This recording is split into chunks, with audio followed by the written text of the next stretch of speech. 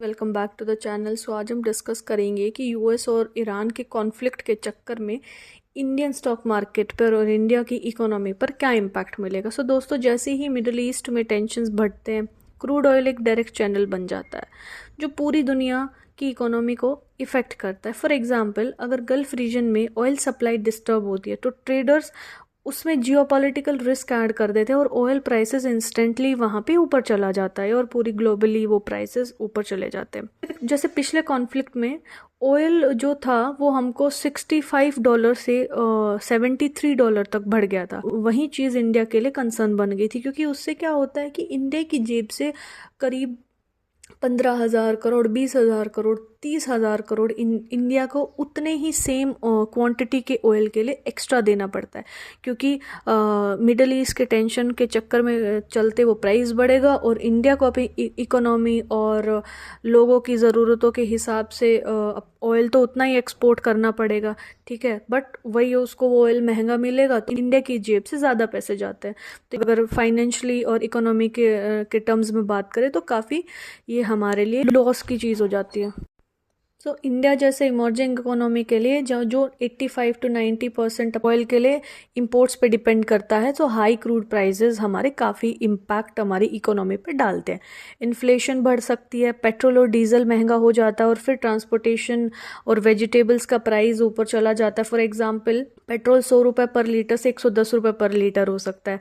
रुपी पे प्रेशर आएगा, डॉलर की डिमांड बढ़ जाती है तो रुपी वीक हो जाता है। जैसे पिछले ऑयल प्राइस स्पाइक के टाइम रुपी 82 के आसपास चला गया था।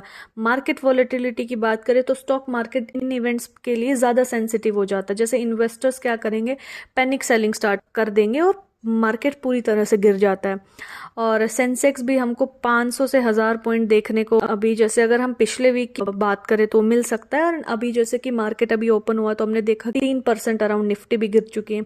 सो कुछ इकोनॉमिक्स का कहना है कि ग्लोबल इन्वेस्टर्स, ठीक है, सेफ एसेट्स में इन्वेस्ट करेंगे, जैसे कि यूएस डॉलर हो गया, और गोल्ड की तरफ थोड़ा सा वो शिफ्ट करेंगे। फॉर एग्जाम्पल, अगर हम बात करें, गोल्ड प्राइसेस काफ़ी ज़्यादा बढ़ जाते हैं, ऑयल प्राइसेस हाई हो जाते हैं और टेंशन ज़्यादा होती है ग्लोबल सिचुएशंस में, तो वहाँ हमको डायरेक्ट इम्पैक्ट गोल्ड प्राइसेस पर भी देखने को मिलता है। इक्विटी मार्केट की बात करें तो इक्विटी मार्केट्स न्यूज़ और हेडलाइंस पे काफ़ी सेंसिटिव है, एंड मतलब हर छोटी न्यूज़ से इन सेंसेक्स या निफ्टी ऊपर नीचे हो सकते हैं। ठीक है, इंडियन मार्केट के लिए सबसे इम्पोर्टेंट चीज़ ये देखना है कि क्या कॉन्फ्लिक्ट एनर्जी सप्लाई रूट्स को डिसरप्ट करेगा या कंटेन्ड ही रहने वाला है।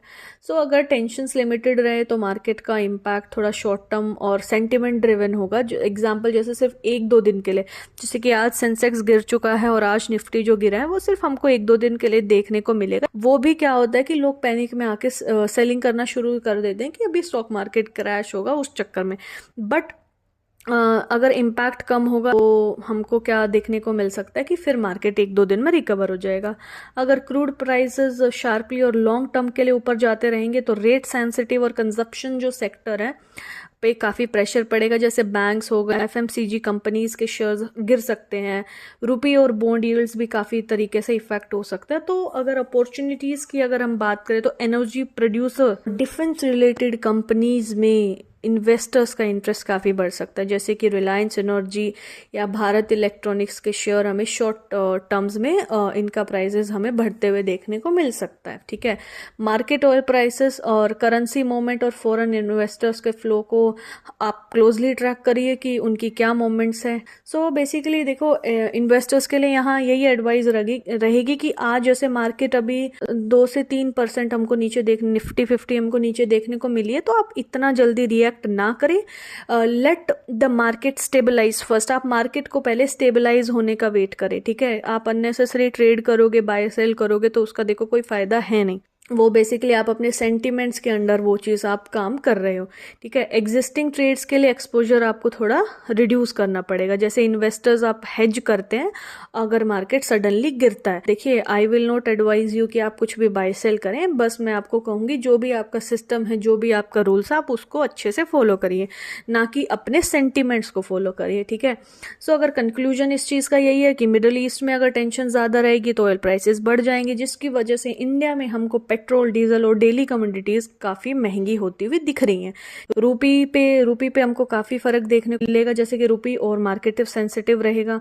एंड इन्वेस्टर्स के पर्सपेक्टिव से हम बात करें तो इन्वेस्टर्स को काफ़ी केयरफुल रहना चाहिए और पेशेंट रहना चाहिए, ठीक है। शॉर्ट टर्म पैनिक से आप थोड़ा बचिए। अब हम बात करें कि गोल्ड एंड सिल्वर के प्राइसेस पर हमको क्या देखने को मिलेगा। तो जैसे कि आपने सुना, इजराइल और यूएस ने ईरान पे कोऑर्डिनेटेड जैसे अटैक किया और उसके चलते क्या इम्पैक्ट रहेगा। तो जैसे कि अभी मार्केट ओपन हुई और हमको देखने को मिला है कि गोल्ड अराउंड 3% हमको गैप अप देखने को मिला है कि जो गोल्ड के प्राइसेस 3% बढ़ गए हैं। सो इन्वेस्टर्स ने इमीडिएटली सेफ हेवन मोड को अडॉप्ट कर लिया, मतलब रिस्क एसेट से वो दूर रह के गोल्ड और सिल्वर जैसे सेफ इन्वेस्टमेंट की तरफ जा रहे हैं। इसी वजह से ग्लोबल प्रेशियस मेटल मार्केट में शार्प रिएक्शन हमको देखने को अभी मिला। सो अभी क्या है कि गोल्ड और सिल्वर का प्राइसेस और ऊपर भी जा सकते हैं, क्योंकि यूएस और ईरान कॉन्फ्लिक्ट का फियर अभी काफी स्ट्रांग है इन्वेस्टर्स के अंदर। अब अगर हम रीजंस की बात करें कि ये जो प्राइस सर्ज अभी हमको मार्केट ओपन देखते हुए ही मिला है, ये क्यों मिला है? जियोपॉलिटिकल टेंशंस दोस्तों, यूएस, इजराइल और ईरान के बीच जो राइजिंग टेंशंस हैं उनके चलते इन्वेस्टर्स बहुत अनसेटल्ड फील कर रहे हैं और ऐसे वक्त में इन्वेस्टर्स गोल्ड और सिल्वर को सेफ हेवन समझने लगते हैं। डॉलर वीक होने से बुलियन चीपर हो जाता है और डिमांड उसकी बढ़ जाती है। दुनिया के सेंट्रल बैंक गोल्ड और सिल्वर को स्टेडीली खरीद रहे हैं इन्फ्लेशन और इकोनॉमिक स्टेबिलिटी से बचने के लिए, ठीक है। इंडियन के अगर हम फाइनेंस मिनिस्टर ने भी गोल्ड एंड सिल्वर की डिमांड को हाईलाइट किया हुआ है। सिल्वर की बात करें तो सिल्वर सिर्फ एक हेवन का रोल ही अब उसका नहीं रहा, बल्कि टेक्नोलॉजी और डिफेंस इंडस्ट्री और इलेक्ट्रॉनिक इंडस्ट्री में भी सिल्वर की काफ़ी हमको डिमांड देखने को मिल रही है, ठीक है। इसलिए उसका प्राइस और स्ट्रॉन्ग में रिएक्शन हमको देखने को मिला है, ठीक है। सो अगर हम इन्वेस्टर्स के लिए एडवाइस की बात करें तो देखिए, ऑनगोइंग टेंशंस ग्लोबल इकोनॉमी के लिए चैलेंज होता है। सो प्रेशियस मेटल की रीसेंट रैली जो पिछले हमको महीने और सालों में देखने को मिली है, सो इन्वेस्टर्स अपनी सेविंग अब फिर से प्रोटेक्ट करना चाहते हैं एंड वो रिस्की एसेट से यहाँ फिर से पैसा डालेंगे एंड उसकी वजह से हमको प्राइस और सर्ज होते देखने को अभी मिल रहे हैं। टिल मिडल ईस्ट में स्टेबिलिटी ना आए तो गोल्ड और सिल्वर प्राइसेस थोड़े हाई रहेंगे। इन्वेस्टर्स को इम्पल्सिव डिसीजंस थोड़ा अभी के लिए अवॉइड करना चाहिए और मार्केट डेवलपमेंट्स को आप क्लोजली ट्रैक कीजिए। सो अगर हम कंक्लूजन की बात करें और इस वीडियो को दोस्तों रैप अप करें तो सिंपल शब्दों में हम यही कहेंगे कि मिडल ईस्ट की टेंशन जब तक है तो गोल्ड एंड सिल्वर अभी एक अच्छा ऑप्शन है, प्राइसेस हमारे ऊपर जा सकते हैं, ठीक है। And saying that and having said that, friends, I am not at all suggesting you to buy or sell based on my opinions, ठीक है। ये मैं आपको एक जेनरिक सी चीज़ बता रही हूँ।